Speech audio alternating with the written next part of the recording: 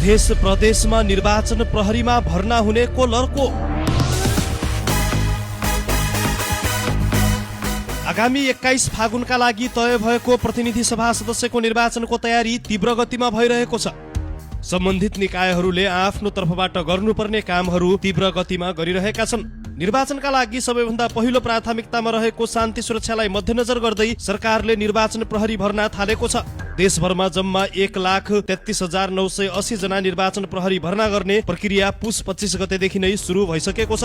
मध्य प्रदेशमा पनि निर्वाचन प्रहरीको भर्ना सुरु भएको पहिलो दिनदेखि नै भर्ना गराउन आउनेहरूको भिड थामिन सक्नु रहेको देखिएको छ। मध्य प्रदेशका प्रहरी नायब महानिरीक्षक डीआईजी गोविन्द थपलियाका अनुसार मध्य प्रदेशमा 30,466 जना निर्वाचन प्रहरी भर्ना गरिनेछ, जसमध्ये धनुषामा सबैभन्दा बढी 4,527 जना निर्वाचन प्रहरी भर्ना गरिनेछ भने सप्तरीमा 4,222, बारामा 4,034, महोत्तरीमा 3,912, सर्लाहीमा 3,926, रौतहटमा 3,851, सिराहामा 3,757 र पर्सामा 2,852 जना निर्वाचन प्रहरी भर्ना गर्न लगाइएको छ। यस्तो छ, यो निर्वाचन प्रहरी भर्ना सम्बन्धी यो हाम्रो 8 जिल्लामा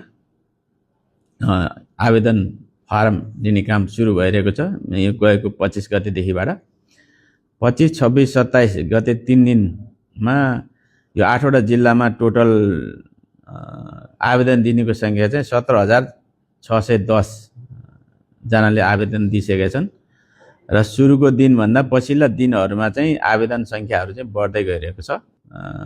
धेरै हौसलाका साथ आवेदनहरू आउनेछ भन्ने हामीले अपेक्षा गरेका छौँ। अब यसमा यो आवेदन जसले दिनुहुन्छ त्यसमा निश्चित क्राइटेरिया छ र भर्ना सम्बन्धी पनि निश्चित क्राइटेरियाहरू छन् र आवेदन दिने व्यक्तिहरूको सीआरएस पनि चेक गरिन्छ। सीआरएसमा फेल हुने र मेडिकलमा फेल हुने र अरू शारीरिक तन्दुरुस्ती सम्बन्धी परीक्षा पनि हुन्छ।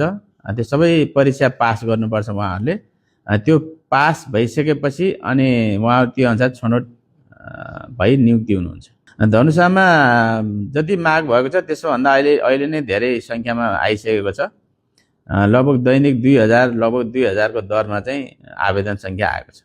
यस्तो छ, यसमा उहाँहरूले पाउने सुविधा सम्बन्ध नेपाल सरकारले 40 दिनसम्मको नियमअनुसार जुन तलब भत्ता पाउनुहुन्छ त्यसमा निर्वाचन प्रहरीको रूपमा चाहिँ उहाँहरूले काम गर्दाखेरि उहाँहरूले प्रयोग गर्ने पोसाक, अन्य असभावका सामानहरू, लाठी लगायतका सामानहरू पनि उहाँहरूले निःशुल्क पाउनुहुन्छ। Thank you.